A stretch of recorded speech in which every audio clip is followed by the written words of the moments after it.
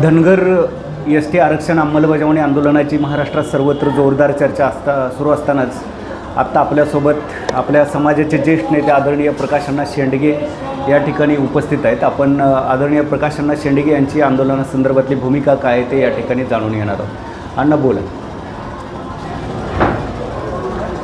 ज्यावेळी Dhangar S T आरक्षणाचं आंदोलन मग ते महाराष्ट्राच्या कुठल्याही कानाकोपऱ्यात असो त्या ठिकाणी शेंडगे कुटुंबाचा सहभाग जो आहे तो अग्रेसररित्या समाजाने पाहिलेला आहे. इथूनही पुढं यापूर्वी जे आंदोलन झाले त्याच्यामध्ये आम्ही आमची भूमिका निभावलेली आहेत. पण इथून पुढं जी आंदोलनं होतील त्या आंदोलनामध्ये आमची भूमिका जी आहे ती समाजाला एस टीचं आरक्षण ताबडतोब मिळालं पाहिजे, सर्टिफिकेट मिळालं पाहिजे, हीच भूमिका राहणार आहे. आणि त्याच भूमिकेशी समरस होऊन इथून पुढील सगळ्या आंदोलनामध्ये आम्ही सक्रिय सहभाग आम्ही नोंदवू. दीपक भाऊ बोराडे यांना काल पोलिसांनी ताब्यात घेतलं होतं. त्यानंतर आपण या ठिकाणी आंदोलन उभा केल्यानंतर आरेवाडीमध्ये आमरण उपोषणाची भूमिका घेतल्यानंतर त्यांना सोडून देण्यात आलं. सरकारची ही दडपशाही सुरू आहे का? सरकार धनगरांना वेगळा नाही आणि जरांगे पाटलांना वेगळा नाही, ही काय भानगड आहे? काल बोराडेंना ज्यावेळी पोलिसांनी घेऊन गेल्याची बातमी मला कळाली. मी स्वतः बन्सल म्हणून त्या ठिकाणी तिथले एस पी आहेत, त्या एस पीशी मी स्वतः बोललो आणि त्यांना विनंती केली की असं तुम्हाला हे करता येणार नाही आहे काय, आणि कुठल्याही पैसे नोटीस नाही, काही नाही, तुम्ही अशा प्रकारे कुठल्याही आंदोलनाला तुम्ही कारवाई करू शकत नाही. तर त्याने सांगितलं की आम्ही गुन्हा दाखल केलेला नाही आहे, आम्ही त्यांना अटक केलेली नाही आहे, आम्ही फक्त प्रतिबंधात्मक कारवाई म्हणून आम्ही त्यांना फक्त डिटेन्शन करून ठेवलेलं आहे. आणि म्हणजे तुम्ही जर ओव्हरनाईट तुम्हाला ठेवायचं असेल तर तुम्हाला कोर्टासमोर हजर करावं लागेल. ते आम्ही ओव्हरनाईट ठेवणार नाही आहे, आम्ही रात्री त्यांना कुठल्याही परिस्थितीत आम्ही त्यांना घरी सोडू असा शब्द त्यांनी मला दिला. आणि त्यानंतर रात्री मी त्यांच्याशी बोराडेशी मी स्वतः बोललो आणि बोराडेनं सांगितले की असं ही जी कारवाई झालेली आहे ही जिल्हा परिषद आणि पंचायत समितीची जी निवडणूक लागलेली आहे त्याच्यामुळं जे काही आचारसंहिता लागलेली आहे त्या आचारसंहितेचा भंग जो आहे तो होणार असल्याकारणानं पोलिसांनी ती दंडात्मक कारवाई जी आहे ती केलेली आहे. पण आता मी बोराडेंना मी विनंती केलेली आहे की जर परवानगी मिळत नसेल तर अशावेळी एकतर पंचायत समिती आणि जिल्हा परिषदेचं वातावरण जे आहे महाराष्ट्रामध्ये आहे आणि अनेक समाजबांधव समाजाचे कार्यकर्ते ह्या निवडणुकीत उभारत असतात. त्यामुळं आपलं हे आंदोलन जे आहे आता ह्या निवडणुका आणि 10 फेब्रुवारीनंतर ह्या निवडणुका संपणार आहेत. त्यामुळं हे आंदोलन जे आहे ते आपण त्याच्यानंतरसुद्धा आपण जे आहे मोठ्या प्रमाणात आपण हे करू शकू. त्यामुळे आता माझ्या मते माझी विनंती व्हायला आंदोलनकर्त्याला की हे आंदोलन आपण ह्या पंचायत समिती आणि जिल्हा परिषद निवडणुका झाल्यानंतर जे आहे ते आपण पूर्ण ताकदीनिशी आपण करू शकतो. ठीक आहे. आणखीन शेवटचे 2 प्रश्न विचारतो अण्णा. तुम्हाला फार गडबड झालेलं आहे. सोलापूर आणि लातूरमध्ये तुम्हाला पत्रकार परिषद अटेंड करायची आहे, पण अत्यंत महत्त्वाचा प्रश्न म्हणजे ओबीसी बहुजन आघाडीची आत्ताच्या जिल्हा परिषद आणि पंचायत समितीच्या निवडणुकीमध्ये काय भूमिका आहे? तुमचा स्टँड काय आहे पार्टीचा? ओबीसी बहुजन आघाडी या पक्षाची स्थापना जी आहे ती आम्ही या महाराष्ट्रातील तमाम ओबीसी नेते, त्यामध्ये प्रामुख्याने या ठिकाणी आमचे चंद्रकांत बावकर साहेब कुणबी सभा नेते आहेत, ते या ठिकाणी उपस्थित आहेत. आमचे जे डी तांडेल साहेब या ठिकाणी आहेत, मिरगळ साहेब आहेत, असे अनेक नेते, आमचे दशरथदा पाटील वगैरे, ज्या प्रत्येक समाज नेत्यांनी मिळून हा ओबीसी बहुजन आघाडी नावाचा पक्ष आपण स्थापन केलेला आहे. हा पक्ष स्थापन करण्याची भावना ही आहे की यापूर्वी जे आहे की ओबीसीच्या एखाद्या तिकीट मागायचं असेल तर ही जे प्रमुख पक्ष जे आहेत यांची दारं झिजवावं लागत होती आणि त्यांना फक्त शेवटी त्यांना प्रॉमिसेस द्यायचे की आम्ही तुला देतो, तू उभा राहा, आणि शेवटी त्याला हाकलून द्यायचं. हा प्रकार गेल्या अनेक वर्षापासून सुरू आहे. त्यामुळे आपल्या कारकिर्दीची कुचंबणा जी आहे की राजकीय व्यासपीठच उपलब्ध नसल्यामुळं त्याची खूप कुचंबणा होत होती आणि ती जी अडचण जी आहे ती आता आम्ही दूर केलेली आहे. आपला ओबीसी बहुजन आघाडी नावाचा हक्काचा ओबीसींचा पक्ष जो आहे तो या ठिकाणी भटक्यामुक्तांचा पक्ष स्थापन झालेला आहे. कुणालाही ज्याला कोणाला उभा राहायचं आहे ह्या निवडणुकीमध्ये, कारण ही निवडणूक अशी आहे की ही बालवाडी आहे.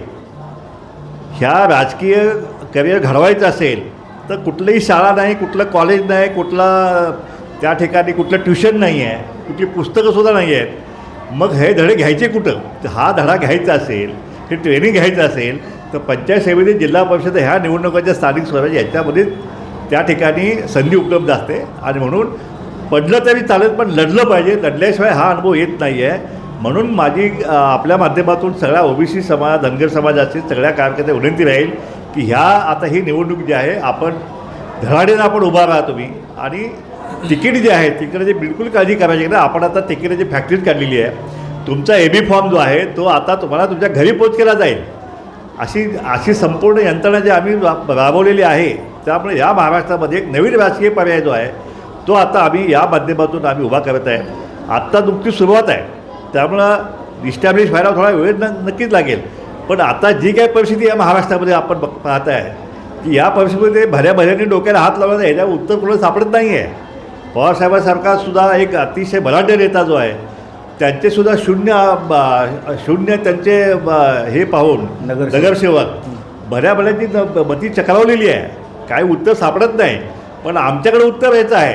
आमच्या ह्याच्यावर एकच उत्तर म्हणजे आहे की OBC जी आहे महाराष्ट्रातील 55-60% OBCनी एकसंघपणे ह्या पक्षाच्या पाठीमागे उभा राहिला की मोठी धनशक्ती जरी नसेल तर ती आपली मतपट्टीची जी संख्या जी आहे, वोट बँक जी आहे, ती वोट बँक एकत्र आपण केली की ह्या सत्ते जी आहे ह्या सत्तेचा माज आपण उतरू शकतो.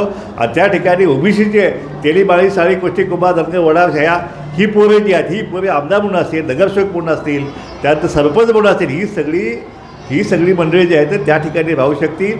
आणि इथून पुढं ह्या संख्यामुळे त्यामध्ये दलित समाजासोबत घेतला आणि मुस्लिम OBC सोबत घेतले तर मात्र 80% ही वोट बँक जे महाराष्ट्रामध्ये आहे ह्याच्यामध्ये फक्त कमी आहे ते म्हणजे आता धनशक्ती. त्याच्यासाठी जो पर्याय जो आहे तो मी काल एका ह्याच्यामध्ये सांगितलं की काशीरामने उत्तर प्रदेशामध्ये बहुजनांनी सत्ता आणली. त्यांच्याकडे कुठं पैसा होता तरी त्यांनी उभा केला ना. काय एकमेका सहाय्य किंवा अवघे जण सुपंत या माध्यमातून त्यांनी तो निधीसुद्धा उभा केला. अशा प्रकारे निधीसुद्धा उभा करणं काही अवघड गोष्ट नाही आम्हा लोकांना. म्हणून हा जो लढा जो आहे रणसिंग जे आहे या महाराष्ट्रातली सत्ता जी आहे या सत्तेच्या माध्यमातून OBCच्या आरक्षणाची लक्तरं तोडली गेली, लचके तोडले गेले. आज आम्ही काल पुण्यामध्ये होतो, 99% जागे होते OBCच्या आरक्षणावरती. मराठा पाटील देशमुखांचे बोगस कुटुंबियांचे दाखले घेऊन त्या ठिकाणी निवडून आलेले आहेत. आता ह्या सगळ्यांना आम्ही आव्हान देणारच आहोत. एक आम्ही दाखला त्यांना पोचू देणार नाही आहे. हायकोर्टावर आम्ही लढू, पण हे कुणबी नसून हे मराठा पाटील आहेत हे आम्ही हायकोर्टामध्ये कारणं आम्ही सिद्ध करू. आणि हे जे त्यांनी जे आता OBCचं आरक्षण जे लुटलेलं आहे ते आम्ही त्यांची लूट जी आहे ते आम्ही परत आणून OBCच्या कार्यकर्त्याला आम्ही त्यांचा मानसन्मान जो आहे त्यांचा हक्क मिळवून दिल्याशिवाय आम्ही स्वस्थ बसणार नाही. एक शेवटचा प्रश्न, अण्णा जिल्हा परिषद पंचायत समितीची तुम्ही तयारी करताय, आपल्या पक्षामार्फत अनेक उमेदवार या ठिकाणी राज्यात उभे केले जाणार आहेत, पण दुसऱ्या बाजूला चिंचणी मायकाची यात्रा आहे आणि OBC समाज जो आहे तो अतिशय मोठ्या प्रमाणावरती कर्नाटकात जाणार आहे आणि ज्या दिवशी बोन आहे त्याच दिवशी मतदान आहे. याचा फटका आपल्या गोरगरीब OBC उमेदवारांना बसणार आहे. त्यामुळे तुम्ही निवडणूक आयोगाकडे काय मागणी केलेली आहे, काय तुमचा पाठपुरावा सुरू आहे ते सांगा. नक्कीच ज्यावेळी ह्या निवडणुकीची तारीख निवडणूक आयोगाने डिक्लेअर केल्या ताबडतोब एक मेल बनवला आणि मेलमार्फत ताबडतोब विनंती केली आयोगाला की 5 तारखेला ह्या महाराष्ट्रातील जो OBC मधला एक प्रमुख घटक आहे धनगर समाज आणि OBC आहे, अनेक बांधव जे आहेत हे लाखोंच्या संख्येने त्या ठिकाणी 5 फेब्रुवारीला बोन्याचा दिवस म्हणजे यात्रेचा प्रमुख दिवस असल्यामुळे ते आमच्या कुलस्वामीचा आशीर्वाद घेण्यासाठी कुटुंब अगदी गावाच्या गावं त्या ठिकाणी जात असतात.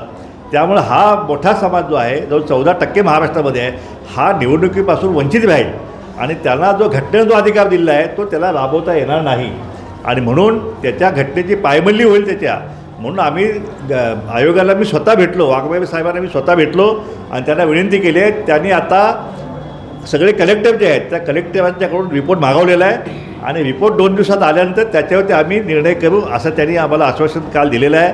आणि मला निश्चित मला अपेक्षा आहे की ही निवडणूक जी आहे ॲटलिस्ट एक 2-3 दिवसासाठी का पुढे घ्यावी अशी आम्ही विनंती केली आहे. कारण 5 तारखेचा बोहण्याचा दिवस करू, 7 तारखेपर्यंत सगळा समाज जो आहे तो आपापल्या घरी 7 तारखेला सकाळी 10 वाजेपर्यंत पोहोचू शकतो. मग निवडणूक 7 तारखेला घ्या किंवा 8ला घ्या 9ला घ्या. सुप्रीम कोर्टाची जी काय मुदत आहे त्याच्या आतमध्येच होत आहे तर तशी काय अडचण होत नाही आहे. तर त्याचा विचार जो आहे तो निवडणूक आयोगाच्याकडे त्याचा विचार चालू आहे.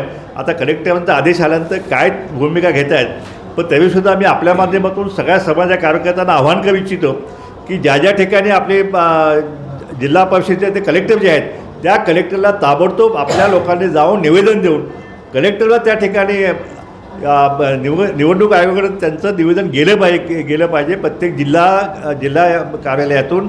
माझी विनंती आहे सगळ्या कार्यकर्त्यांना, सगळ्यांना आपण 100-200 कार्यकर्ते मिळून जिल्हाधिकाऱ्याला गाठा सोमवारी आणि त्यांना निवेदन द्या आणि त्यांना सांगा की हे 5 तारीख जे आहे ते आम्हाला मुळीच चालणार नाही. आणि जर तसं नाही झालं तर कदाचित समाज जो आहे तो कदाचित आंदोलनाच्या पवित्र्यासुद्धा जाऊ शकेल. आणि म्हणून ते हे करायचं असेल, ते अवॉइड करायचं असेल तर ही निवडणूक 2-3 दिवस काय होईना पुढं जाणं आवश्यक आहे. थँक्यू.